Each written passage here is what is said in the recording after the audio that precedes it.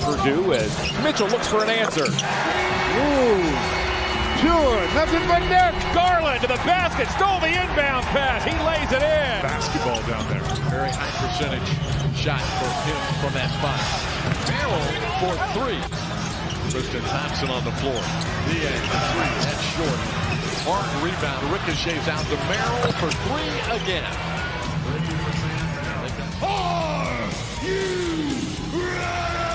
For the We Like Sports Show, tune in and see the latest the crew has to say regarding the latest sports topics nationally and locally. Make sure to check out our website as well, WeLikeSportsPC.com. Subscribe on all platforms, including podcast platforms, YouTube, TikTok, and much more. And be sure to follow us on X at WeLikeSportsPC. Started with Anderson and Ramirez. He said, let's go, right? Yeah, I'm sure he wants the game to start, but they won't let it. And rightfully so.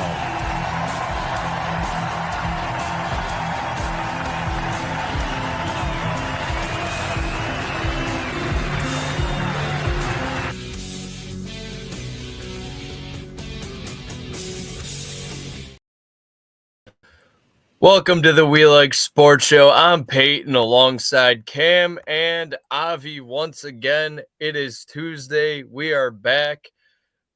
We got a buffer. Uh-oh. He's gone. Gone. There's the rest of us saying for that, but we'll save that for later. But he'll jump back in. You know, he's just always unprepared. But plenty to talk about today. I mean, we have Cleveland Browns and the good old famous Jameis making football fun again for everyone. I'm sure you're having a great, it's not a victory Monday or a victory Tuesday, but there's definitely a lot of enlightening things ahead, and definitely made it close for anybody that had a sports bet out there. Yeah, while we wait for Avi here, we can just probably go ahead and talk about what we texted earlier about Deshaun Watson, Andrew Berry, and Kevin Stefanski. Yeah, yep. Because those are the talking points. There's the man, the myth, the legend himself. Look at him all dressed up, all snazzy. Sorry about that. Having some technical issues on my end getting in here. But we are alive. We're here. At least we're a little bit more awake this time compared to Sunday. Sunday was just, we were there. We were alive, but it definitely was. Sunday morning was rough. Definitely for you. Two of us were home. One of us was not. Hey, he was gone. I was alive. Saturday night. Lights on, nobody's home, buddy. That's what it was like. This is how we're starting the show, boys. Come on. 100%. 100%. We didn't get to actually do this over. on your actual birthday. So, yeah, yesterday was your actual That's birthday. fair. So now we can This give you feels crap targeted. about it. It's just 100% targeted. Nice. Well, at least we got to watch the again, Browns Avi. fall out on my birthday. What a great Monday night football game, huh? That was pretty sweet. Even though they lost, it was fun to watch. I mean, he's going to go in the Jameis record with books of all-time Browns numbers. history. Browns history record books. Yeah. 497 yards passing in one Pretty wild. game. When was the last time that's happened? And I mean, you look at what Jerry Jeudy did too. That's almost an NFL record, I believe. It is an NFL record for wide receivers, maybe something like that. It was against his former team. So, like, when it comes down to his former team, I think it was, who was the other one? It was Jerry Rice, I think, or Terrell Owens. Owens. It was Terrell Owens and one other guy that I didn't recognize the name of, obviously from a long time ago. But yeah, great night of football, that's for sure. And it's funny because we actually had that conversation ahead of time. You cashed out a bet originally that you had on Jerry Jeudy for 50 plus receiving yards. I did, we had that conversation. I ended up making a different bet, which also hit, so I was happy with it. Yeah, it was. It was a good night for me gambling, but also I'm kind of pissed because I cashed out a bet after David Njoku's touchdown. and then every other leg of the parlay ended up hitting. And I only made about half as much as I would have if I wouldn't have cashed out. So, but Dude, I'll take it. It was still a great win. Yeah, the amount of money you said Yeah. you made yesterday, you got to take it and run. Exactly. I was happy, Plus- especially after a weekend. We were 5 yards off, Calvin Ridley yards off of hitting a 10-leg parlay for plus 15,000. It was brutal. By the way, his best work, if anyone is watching right now, his best work comes at 3 a.m. in the morning when he makes those bets. Yes, 100%. I made that parlay at 3 a.m. I did. Yes. That's great. I don't know what got into me that day, but it Literally yeah. deep thought 3 a.m. About to end up not even probably about to go to bed. Probably just gonna end up launching another game of Warzone. And he goes, "You know what sounds good right now? Making a bet. And I'll look at this tomorrow."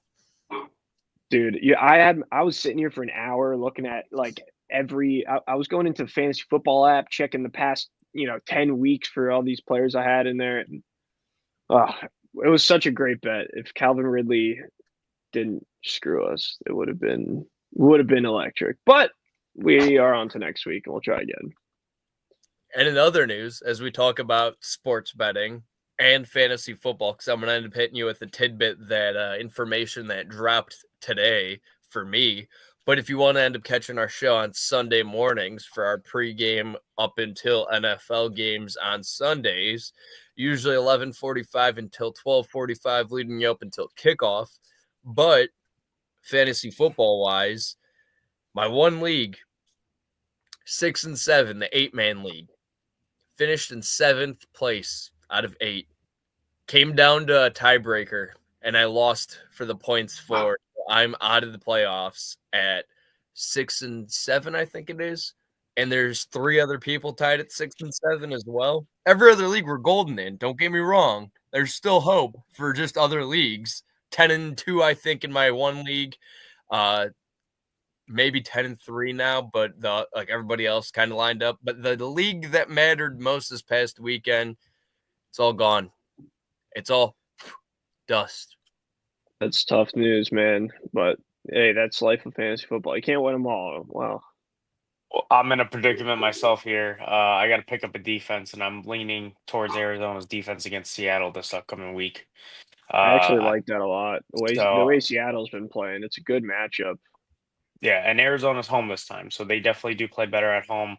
Bad news, though, in my league, you're only allowed to have 2 quarterbacks on your roster. Why I'm is playing that with bad news? because I cannot drop CJ Stroud or Jaden Daniels. Ooh. Bye week and bye week. I mean, CJ Stroud, I'm kind of out on CJ Stroud rest of season, to be honest. I know Nico's back and the potential is there, but the way he's played this year, I feel like we haven't seen a single performance that lived up to any of his good games last year in his rookie season. It's just not the same type of play. And you add in Joe Mixon into the mix there, and they're going to run the ball much more than they did last year. They're not passing as much. The touchdowns are coming on the ground. So I don't know. I wouldn't mind dropping CJ Stroud if you had another really good option to pick someone up at defense for going into playoffs. It's not a horrible move. Especially, I think Jaden, after this week, I know you need a quarterback for this week with Washington being on bye, but going forward after this week, you can consider it. 100%. I just also do not want to give him, like you said, CJ Stroud has not had a good year at all for the most part in fantasy aspect of it, even real life too, with the real aspect of it. But it just seems that there's other teams in my league that they'd be willing to take a gamble on him based on matchups. And he does have a couple good matchups coming up here. I am in first place. I did clinch my playoff spot already. It's just a matter of clinching the bye. Now, I do have a good lead cushion-wise to at least secure first or second, assuming the 2 people below me end up losing as well. But I'm actually projected to win my matchup right now for something decent. Nice. So here's the question. That's good. As we end up talking about quarterbacks, I saw this earlier on X, on Twitter, and it actually is a pretty tough question if you end up thinking about it. Out of this rookie class right now, who do you think, I should say, is the best quarterback out of this class? Is it Bo Nix? Is it Jaden Daniels? Is it Caleb Williams? I honestly think it's between Bo Nix and Jaden Daniels at this point. Yeah, that's my two options on that one as well. There's no reason to put Caleb Williams in there. He has shown some flashes, but he has been a little up and down this season. Unlike the other two, they've been pretty consistent. Yeah, I'd gotta go Bo Nix here, to be honest. What he's done with, a Broncos team that hasn't had a winning record in 7 seasons or something like that, and looks like he's going to be leading them to a playoff spot. I think Bo Nix is. I don't want to say he's a better quarterback than Jaden Daniels necessarily, but with what he has around him, he's definitely been a more effective. Like their run game in Denver is non-existent. We saw Chase McLaughlin. Is that his name? No, not Chase. It was Jaleel. Jaleel McLaughlin. Yep. Jaleel. Chase McLaughlin's the McLaughlin kicker. was getting some success. Yes. Thank you. Tampa Bay's kicker. So yeah. I had a football player, just not a running back. Yeah, so I think Bo Nix, it's impressive what he's been able to make out of that team with their lack of pieces around him. Obviously, Courtland Sutton's a dog, but a lot of the other pieces there weren't really tried and true. Whereas with Jaden Daniels, he's got Austin Eckler, who's now an IR. He's got Brian Robinson, who has obviously been a pretty good NFL running back throughout his career. He's got Terry McLaurin, who's fantastic. Noah Brown, who hasn't really talked about much, but I think he's a great receiver. He's got a lot of these pieces that have kind of helped him get to where they're at. That's my 2 cents. And I mean, the thing is, too, is what I ended up seeing on the broadcast from yesterday was that what annoyed me the most from the Monday Night Football broadcast was the fact that, I mean, again, Joe Buck was calling it. If you're from Cleveland, Joe Buck always has something interesting to say. But the thing is they considered Bo Nix the quarterback that was the rookie. They didn't really give any credit at all to Jaden Daniels, who was also a rookie at Washington. They kept on talking about Bo Nix and Sean Payton doing it with a rookie quarterback. And Washington, who's Dan Quinn? Is he Washington now too? Dan Quinn, yeah. I know exactly what you're talking about. That consideration to him for Coach of the Year for saying that he has a rookie quarterback either.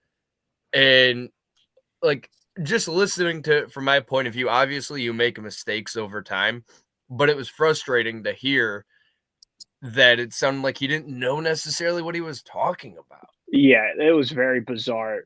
Peyton, I remember the exact moment in that broadcast because I turned to my wife. I'm like, what is this guy saying right now? This doesn't make any sense. Because he goes, yeah, Sean Payton is no doubt the Coach of the Year because he's the only one leading a playoff record team with a rookie quarterback. And then, Troy Aikman buds in for a second. And then Troy Aikman goes, well, Dan Quinn with Jaden Daniels, and Jaden Daniels also clearly a rookie. And then once again, Joe Buck just goes, yeah, but, Sean Payton's the only one doing it with a rookie. You're like, what? Wrong. How are you broadcasting this and don't know what you're saying? I don't know if he was confused or whatever it was. It was a very bizarre 5 minutes of the broadcast where they kind of had some dead space in the game to fill, and they just started rambling, and it didn't make any sense. And that's why you watch the Manning cast usually. I have not watched the Manning cast much this year, but I always forget about it. I do too. It's too. fun to watch. I did not watch it last night, but we probably all should have at this point, considering the fact that For real. they might have actually noticed that there was more than just one rookie quarterback this year. But the one thing I did want to hit on, though, too, because we are talking Browns, we are talking Jameis Winston, and one hell of a game. I mean, he ended up breaking records. I mean, Deshaun Watson, who at the end of the day, I mean, he did not put up any numbers whatsoever like this within the time span that he's been here.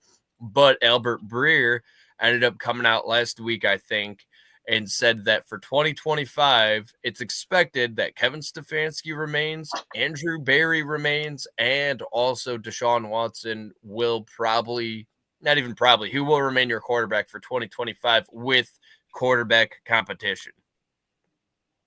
No, That's really disappointing.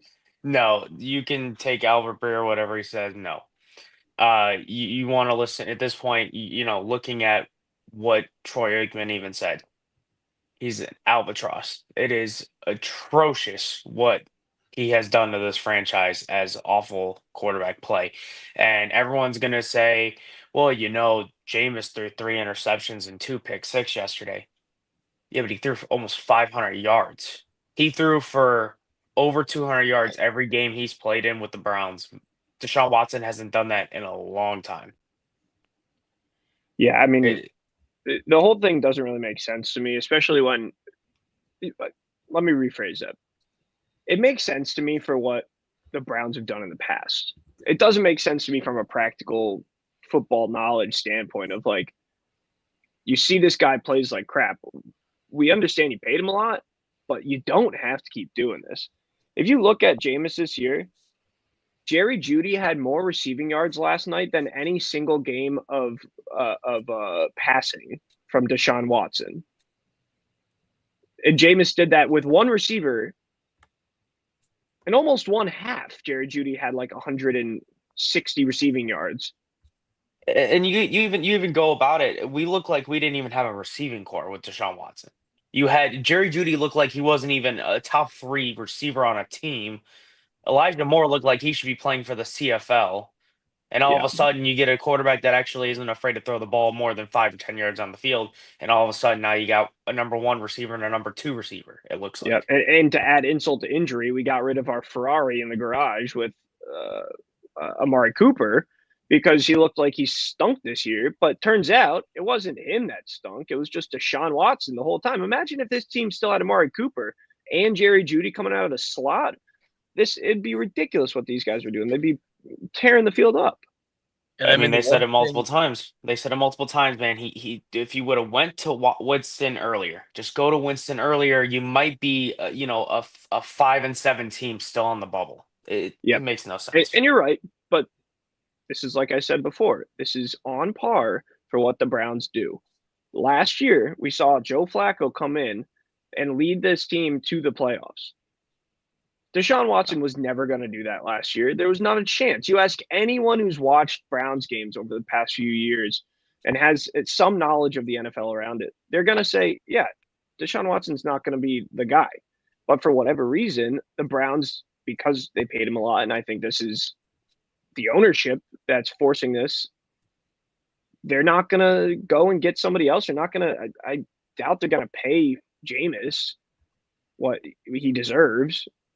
It's all really disappointing, but that's just what they do. And the one thing that was cool that Bo Nix and, I mean, even the national broadcast gave a lot of credit to the Browns too, that they're not a team that their record shows where they're at right now. Like, they're a tough team. And, I mean, on paper, they look really good.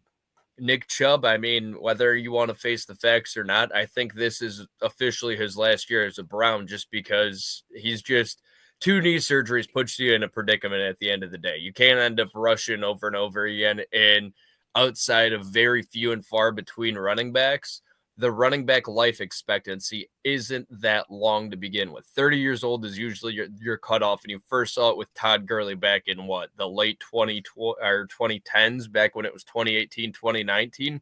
Yeah. But they have the respect. It's just they couldn't produce. And with Deshaun Watson, unfortunately, unless if they end up finding a team to eat that money, I think the Browns are stuck with them, and that's what sucks. And they will buy him out. They're not going to trade him. And like Jameis Winston also provides some great entertainment too. Like I know I wanted to talk about this, and I have to at this point. I know I'm better than this. I know I'm just praying for the Lord to deliver me from pick sixes. Like that is all time. He's just a special. He's a special guy. It's just great, man. It's every week he's got something in the media circling through. Pat McAfee's showcasing clips of him. ESPN all over the place has got stuff. The We Like Sports show is talking about this guy. Yeah, he's going. That's a big deal.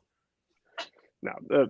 On a serious note, though, it's gonna really stink because we're not gonna have it next year. We're just not, unless Watson gets hurt again. Well, I'll put this in there for this instance. We talked about this in a group chat with us. Talking about the show today and what we were going to plan around it. We talked about how the Browns fans are pretty much getting ready to get rid of their season tickets if they bring Watson back. How to guarantee that is by getting rid of Nick Chubb and keeping Watson. That will be the straw that breaks the camel's back for this franchise and this fan base. This fan base they're already starting to give up a lot of their season tickets, let alone that happening. Yeah, you make a good point, and we know, living in Cleveland, how much this city loves Nick Chubb and how much he loves the city back. We can talk about his injuries all day, but I'd love to talk about his heart more. I mean, the way this guy talks about the city and everything that we mean to him, for them to pay Deshaun Watson, who, the guys don't like playing for him either. Like, it's clear the team plays harder with Jameis at the helm than they ever did with Watson. I agree with you. And I mean, you pile on top of it that they want to move the team out to Brook Park and all these things. It's not a good look for the franchise, and the fans are kind of tired of it. And also, Keegan has made his return, too. I completely did not see the notifications, too. He called me out on it, saying my notifications are non-existent. Browns defense is playing worse this year. And then he ended up, a conversation we didn't have too long ago, is that We did trade talk for about Malik this. Willis. Yeah, I'm not for trading for Malik Willis. For me, Malik I'd Willis rather or Deshaun Watson? Rookie quarterback in the draft. Yeah, There's your third option. Way it's a to think stretch. outside the box. All right.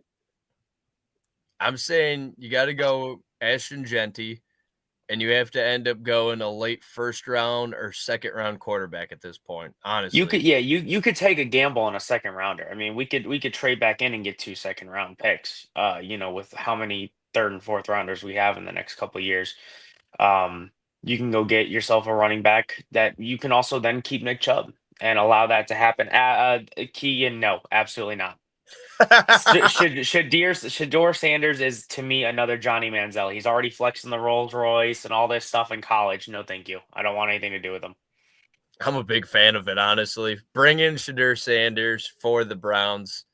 I mean, you might end up having a good head coach then. You might get Dion. You might get prime time. I was going to say my problem with it is that you don't just get Shador Sanders. They're a package deal, like that's just how it is. You don't want another polarizing figure in this franchise that is already polarized enough. It's not like the leadership of this team is afraid to do that. Can Donovan Mitchell play quarterback? That's a great Anybody question. know? Did he do it in high school? Can we find that out? Well, we know LeBron played wide receiver. He played wide receiver. So there you go. We were thinking alike there. Also want to give a quick shout out to Olivia, too. We Like Sports is still a thing. It never goes away. It's like the coronavirus. It never goes away. There's vaccines for us, but we never die. Good night, everybody. We just got taken off of YouTube. Thank you for that, Payton. I didn't say it. There was a robot that just overtook my body. The vaccine made you say it. All right. Back to being monetized. Well, staying on the football talk here. College football playoffs. Next round of rankings are coming out at 8 o'clock tonight. That's tonight at 8 o'clock. We will not be on for that. But I did look at a couple things, and I wanted to see what your guys' thoughts are on this. I got 2 guys one from USA Today and one from Fox Sports giving their rankings on this. Eric Smith from USA Today has Oregon at 1, Texas 2, SMU 3, Arizona State 4, Notre Dame 5, Ohio State 6. He has Georgia 7, Penn State 8, Tennessee 9, Boise State 10, 11 Indiana, and 12 Alabama, which would lead to the first round games being Notre Dame versus Bama, Ohio State versus Indiana, Georgia versus Boise State, and Penn State versus Tennessee. How you guys feel about that? Who's Ohio State play again? They would be playing Indiana in a rematch for Indiana. But they would remain home, according to Eric Smith of USA Today. I mean, I've seen a lot of the stuff, though, too. Like, I understand the rankings for all the undefeated teams. They ended up essentially talking about 1 through whatever that was left for undefeated, which makes sense. Ohio State, I mean, ranked 6th. Yeah, according to one person. The other person on here, RJ Young of Fox Sports, he has them ranked 9th. And then that would lead to a matchup of this ranking of Ohio State versus Georgia in Georgia. Ooh. That's a tough one. Either way, I mean, at this point, my confidence level for Ohio State is not where it was before last Saturday. You don't say. That's an understatement. I mean, you lose a game like that. It's what scares me is that they're not scoring points. You know, the big thing for Ohio State this year is the games that they look good. They put up between 38 and 45 or 50-ish points, and they look great.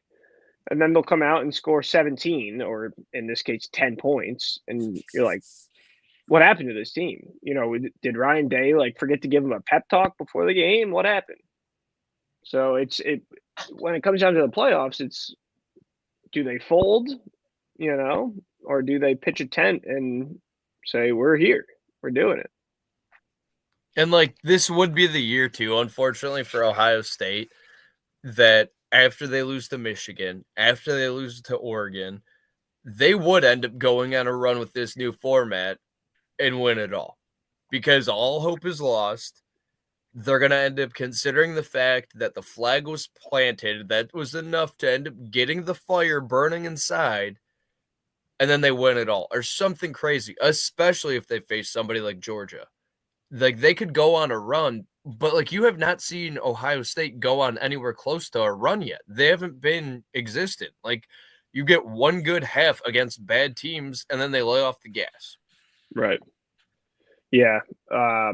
I can't help but when you said, the fire burning inside there, that's maybe, I think that's a good point.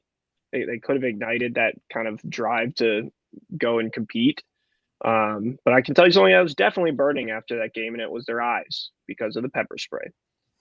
Whew. Good transition there. Good transition there. Well, I just want to acknowledge what a crazy weekend in college sports, college football particularly, for all these different college programs planting flags and absolute brawls breaking out in so many different games. I feel like we haven't seen something like this on one day in college football in I don't know how long. I don't remember the last time I saw something like this in one day.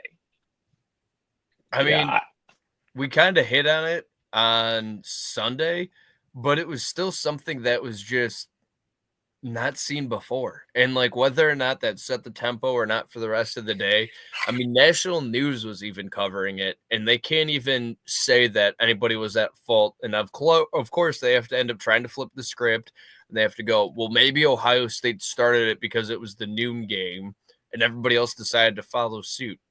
What? If Ohio State has that much influence, have them hit the Mega Millions for me, and everybody else starts playing it, so then that jackpot gets higher up at that point. That's funny. Yeah, that I actually didn't see anything about those news outlets doing that, but I mean, it makes sense why they would blame Ohio State, but in my opinion, you think these players for the later games are watching the Ohio State game? Probably not. Maybe they're seeing what's happening on social media, but I would hope it wouldn't have that much influence on other players. But I guess, they're college age kids and they see other people doing it. They're like, yeah, if we win today, we're planting the flag. Marcus Freeman. I do like that comment. And then also I missed this one too. I do agree with Keegan on this one. Ohio State dropping down more. So my issue with it is if Ohio State drops down more than that, Georgia's got to be below Ohio State. Because Georgia lost to Alabama. They were getting blown out. And then they came back and lost to Alabama. Okay, that one's reasonable, okay? That's like Ohio State losing to Oregon there, But then they have a 8 overtime 2-point victory against Georgia Tech. Yeah, I mean, it's still SEC That's football. yes, but that's my hard issue there is that how does that end up playing out? Now looking at NCAA.com right now, according to this is based on actual rankings as how they are right now, based on just the top 25. If this were to stand, Tennessee would play Georgia round 1. Ohio State would be facing Arizona State, and they would be ranked 5 according to this because they are still the 5th ranked team in the country right now. Notre Dame and SMU would face each other. Penn State and Indiana would face each other. That would be an interesting one. And then Tennessee, Georgia would go on to face Oregon, Ohio State, and Arizona would go to face Boise State. Indiana and Penn State would go on to face Miami, and then SMU and Notre Dame would go on to face Texas. So it's going to be interesting how this plays out.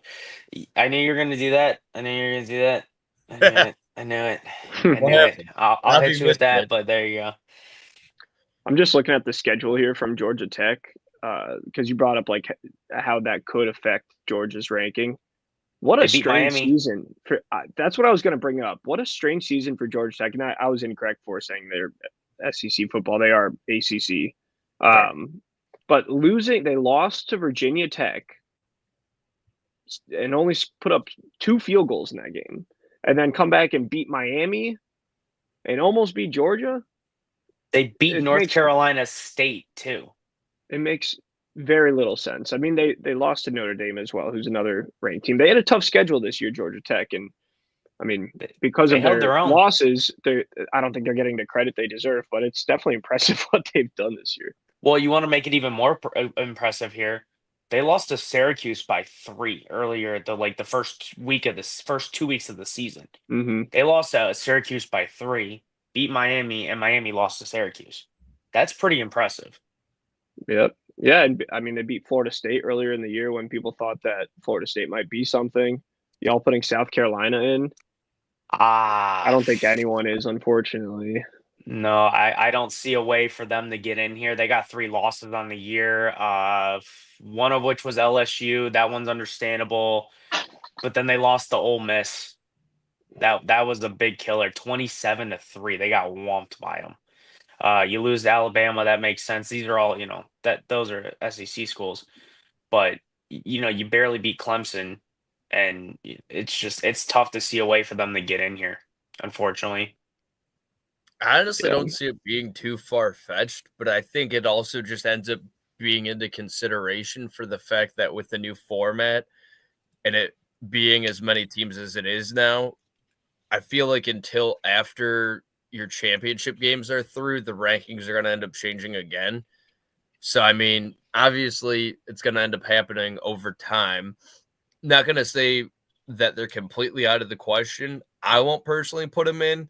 But it doesn't mean that they might not find a way to sneak in there, though, at the end of the day, because even with these championship games, it's tough to count a loss against somebody in a championship game.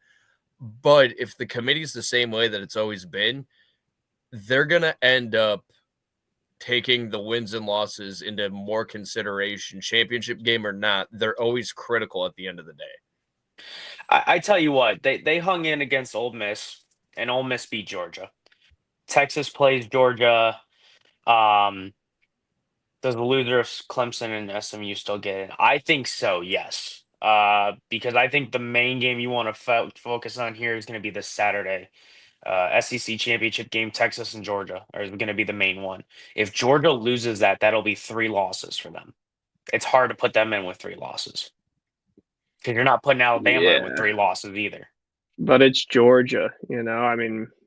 That tended to be a thing. Everyone says that with SEC schools, but the last college rankings, the last college playoffs didn't really swing their favor.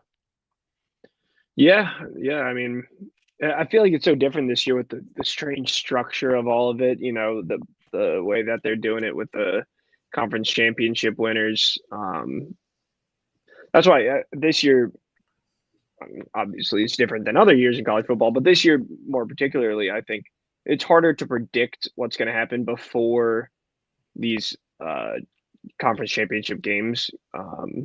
And obviously we'll have a much clearer picture after, but I don't really like talking about it as much like in the past years where we kind of had a easier look at like who's going to be the top teams, and then whereas now it's who wins. Like things could shake up a lot depending on who wins these conference championship games. That's kind of just what I'm getting at. FSU in for makeup for last year. Yeah, I was gonna say one more college one before we end up switching over to the Cavs and Celtics. They would have been in last year if it wasn't for their quarterback breaking his leg. It's true. I am a firm believer in that. It is true. Do have something to end up saying, and Avi had a great transition. Now it's my time to transition. Are you ready? So where we gotta stay? Gotta stay dangerous. Always and forever. Now it's time for the Cleveland Cavaliers talk. Always and forever. The game should be starting here in half an hour, right? Yeah, roughly 7.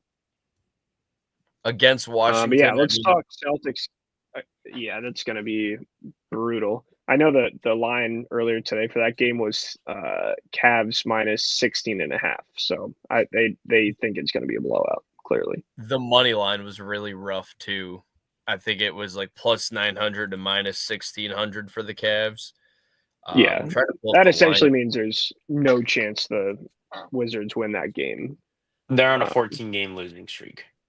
ESPN bet has minus 16.5 for the Cavs. Yeah.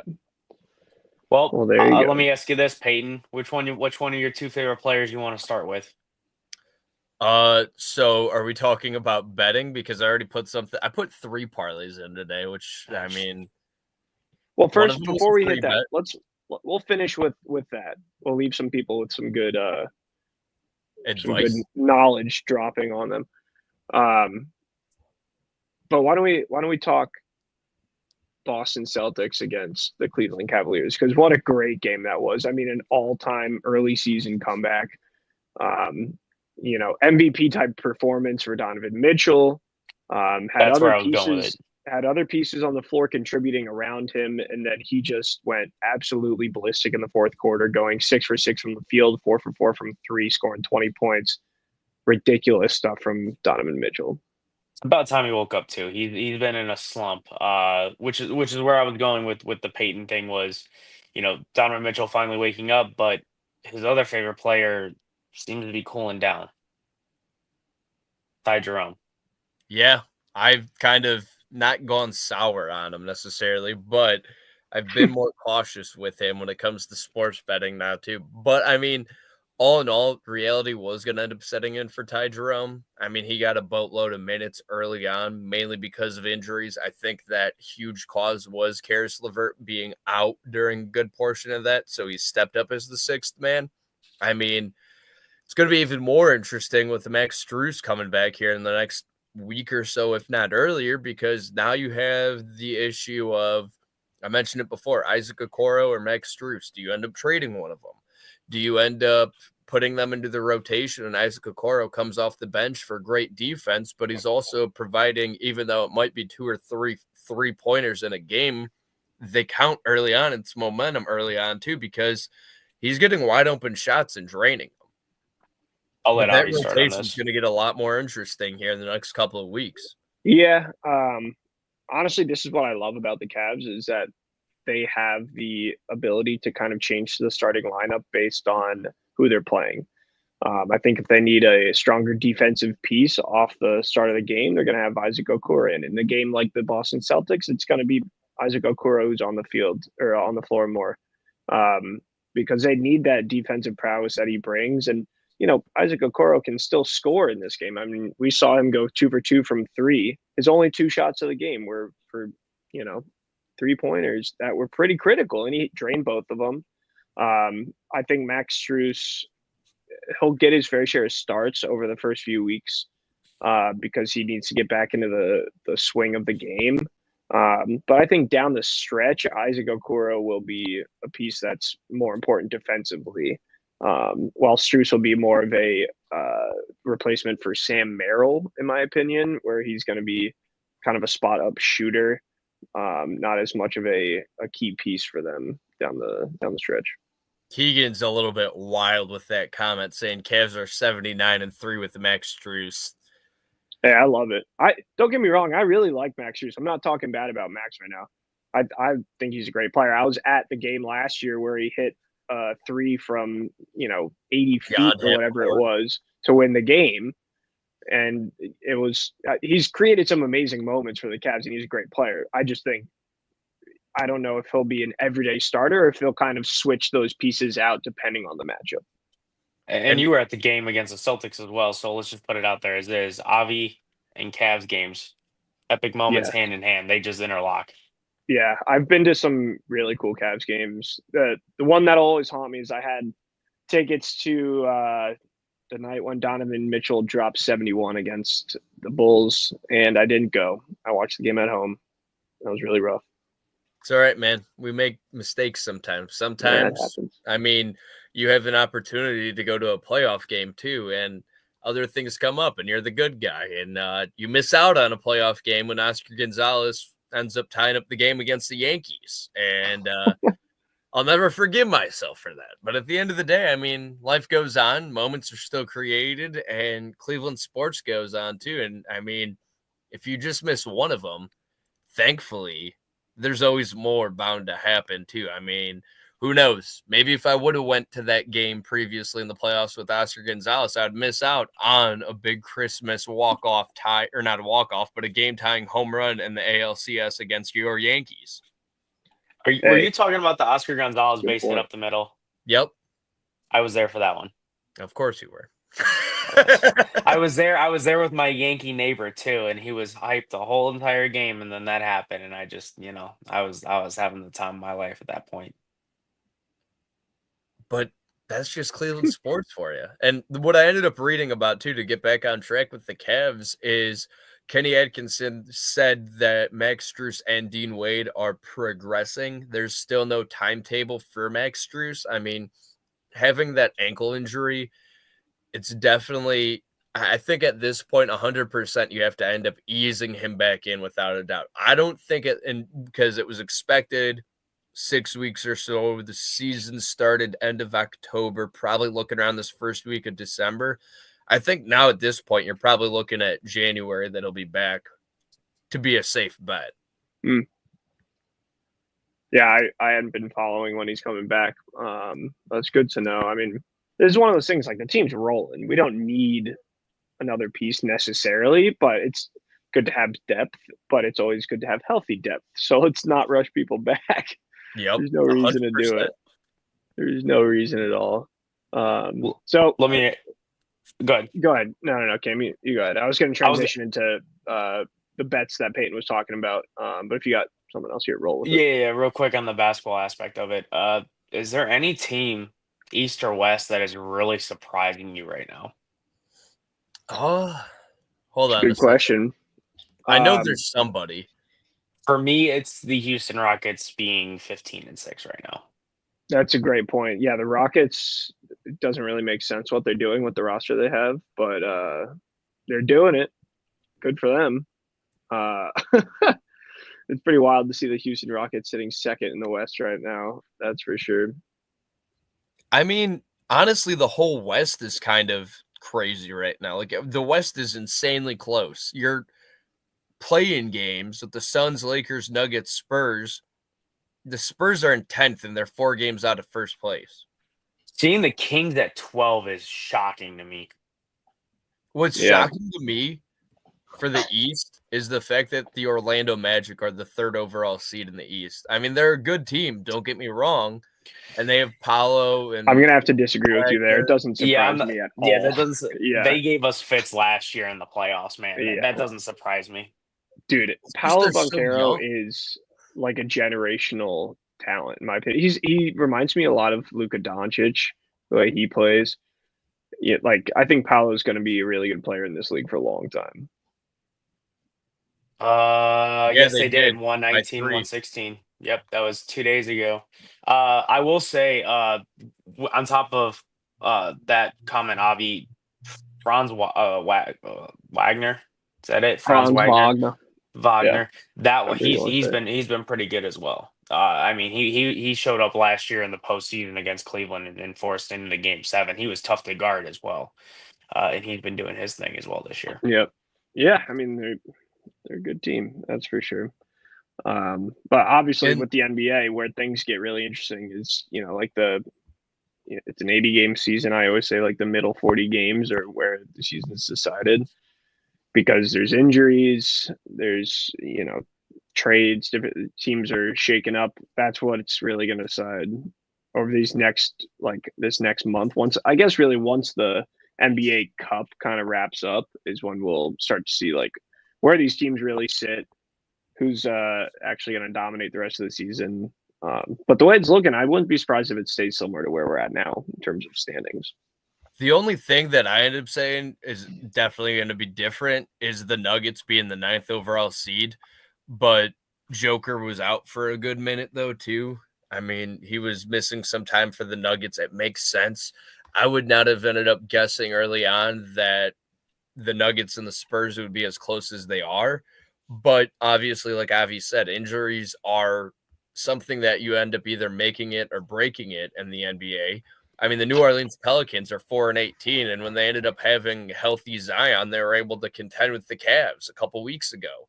And now, I mean, not necessarily a player makes a difference, but he definitely does when they have NBA more so than other leagues. Like in the NBA, one player does make a team. It's like it's kind of just how it is sometimes. You look at somewhere like Denver where Jokic has just been so dominant, and he's the one that's opening up holes for other players, opening up 3-point shots for his teammates. He's the one getting so many rebounds that it changes the swing of the game. So I think a lot of times one injury like Zion could make or break a team season for sure. And I mean, with Zion too, it was just because you ended up having finally it seemed like things were starting to go right in New Orleans for the Pelicans with him being healthy. And not only do you have Zion out, you also end up having Brandon Ingram out too, which is the only other hope that you really had. And with Atlanta, I mean, we talk about Atlanta. I mean, it was rough. I mean, the fact that the Cavs lost back-to-back games, we talked about Boston, but let's also be on the glass half empty side of things too. We want to be as optimistic as possible with the Cavs, but DeJounte Murray for the Hawks, I mean, he broke his hand early on in the season, and he's not expected back for a while, but I ended up saying on the radio show just this past Friday that when you end up having the Hawks lineup that you do, and your bench is essentially all veterans that have ended up being in some part of the game coming off the bench, that's kind of what the Cavs were missing in those instances against the Hawks. I mean, they have Hunter, they had Bogdanovich, they had one other guy that's his name's escaping my mind, but they're all vets that were coming off the bench, and they just couldn't keep up with the Cavs couldn't keep up with them. I mean, your vet player on your bench is essentially Karis LeVert. Other than that, I mean, George Niang, I mean, great player, but he's not necessarily going to end up getting you 20 points every game. Ty Jerome, he's fallen off. Tristan Thompson is just a mouthpiece that's helping you out in the long run. I mean, they have not too many vets, and maybe that's something at the trade deadline that you end up looking at Isaac Okoro or Max Strus to end up trading away. I'm sorry. I got the whole college football aspect going on over here as well while I'm listening to you guys, but just the stuff I'm seeing right now is ridiculous with this. A Boise State win over UNLV, a Arizona State win, and a Clemson loss, and it would still give Alabama a 22% chance to make the playoffs, and Miami would drop to 23. Alabama, again, goes back to what I said earlier. The committee will always pick who they want. Oregon is going to be in it. Alabama is going to be in it. Georgia is going to be in it. Ohio State's going to be in it, even if it's not deserved. the fact that they'd end up having in Penn State, I mean, Penn State, they're going to end up being in it because the Big Ten is as big as it is now. But, I mean, they'll always end up having their favorites, and they always want to end up having a good amount of guys that they end up trusting. And Alabama wouldn't be a shock necessarily for them to end up being in the playoffs, unfortunately. Can you? I had to laugh a little bit. Can you please highlight Keegan's last comment? The Spurs Why are the Spurs hey, above CP3 and 500? Wemby. This is not the NBA. I mean, Wemby had a 50-plus point game, though, recently, within, like, the last 2 weeks. Yeah. Like, It's the impressive. evolution of the big man that could score.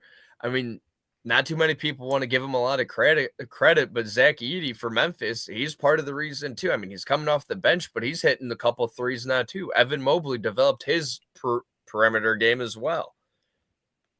Yeah, we're seeing kind of the same thing of the development of these younger guys across the league. They got to be able to shoot. Not even the younger guys. Look at someone like Valanciunas in Chicago. You know, solid center, not as tall as these other guys, but he's developed a 3-point shot. You know, Larry Markkinen. Markkinen's a good example. There's tons of them of 3-point shooters. Who are centers, and I mean I think it's good for the league because it opens up the floor a little more, hopefully allows them to work more inside, which I think centers should be more playing inside than shooting threes. But I mean, you look at what the Cavs are doing right now, it's like it's anyone's ball. So if you're open, you're pulling. And DeMarcus Cousins was the one that kind of ended up starting that years ago. I mean, he was a center that loved the 3-point arc. I mean, when he was with the Kings. Yeah, I see what Keegan put. Yeah. 76ers are 4-14. Been waiting so long for that. Are we still trusting the process, boys? No. That ended a long time ago. The obvious, straightforward answer. No, absolutely dude. not. I think we can start calling it the experiment instead. How about that? Pretty close to the experiment. Yeah, don't trust the experiment. Crazy. But do we want to end up diving into some quick sports bets before we? Why don't we finish off because we got game time in about 15 minutes here. So. And, of course, another plug. Catch us again next Tuesday, 6 to 7 o'clock, We Like Sports Show. And then this upcoming Sunday, week 14 now for the NFL? Is that right? Already somehow. But, 11:45 to 12:45, NFL preview, bets, fantasy. We'll break it down. We'll be here. 2 of us are usually alive. If not, there's definitely one you could guarantee on of being alive every Sunday, and I'll drag these other 2 with me one way or another. But I was the first one up after Saturday, boys. I don't want to hear it. Listen, it's not about who wakes up first. It's who the best riser is as the day goes on. Pause. Fair enough. Anyways, tell me your bets. I want to know what you're looking at for tonight. I have my opinions on how this game's going to go. But I'm curious to see what your thought process was on it for tonight's Cavs game. All right, we're only going the Cavs game? Start with that, sure. All right, so we have – all right, wait, hold up. Quick Keegan comment. Forgot to ask, are you all putting in Miami? I think maybe. I just kind of talked on this. It all just depends on what happens with these bowl games. If Boise State wins and Arizona State wins, it's kind of hard to put them in because then they're going to be, if they do squeak in, they're going to be 11-12. If those 2 teams win their bowl games, Miami will be 11-12. Yeah. Well put. But as for the bets, I was a little bit safer tonight. Evan Mobley, 8+ rebounds. Kind of stayed away from the point side with him, too, because, I mean, against Boston, he didn't have that many points at all. Obviously, this is Washington, but the rebounds he ended up hitting early on. Mobley, 15+ points. Darius Garland, 15+ points. Donovan Mitchell, 20+ points. Jordan Poole, 20+ points. Somebody has to score for Washington. And then Mitchell, 4+ threes made, and Darius Garland, 3+ threes made. $10 for 102. I think it's pretty solid. I mean, I worry in a game like this. I saw this happen in the game against the Pelicans last week, where we were blowing out the team by so much that they just put bench players in for pretty much the entire second half. And I worry about the same thing happening in this game. So I just err on the side of going a little bit lower, which you have on a lot of these props, like, you know, eight rebounds for Mobley instead of 10, 15 points instead of 20 for Darius and that kind of stuff. But I also worry that Donovan Mitchell is probably going to be kind of sluggish in this game after the amount of energy he had to put out for that game against the Celtics. I don't know if you guys have a different view on how his like hangover games, if you want to call them that, after big performances go, but that's kind of what I tend to lean at. And I mean, also too, the thing is we talked about it often during the Cavs win streak. There wasn't blowouts often, so I'm not necessarily hoping that it's not a blowout, but that's usually how Cavs basketball goes. I could see maybe like half the fourth quarter that this could end up happening, but I could at least see, probably knowing my luck, that's 7 legs. 6 of them are going to hit, and then something stupid's going to happen at the end that it's going to cost me. But yeah, and that's what I saw with the Pelicans game. It was the same thing. Like, I had a great parlay for that game, and it missed by 1 Jarrett Allen rebound. He was at 11 rebounds halfway through the third quarter and didn't play the rest of the game. So it's that kind of stuff that's like, these games in particular worry me because of that. But at the same time, you never know. We could see, Darius Garland put up 28 and like carry the team, and Mobley have 15 rebounds and 12 points and have a double-double, and it's just,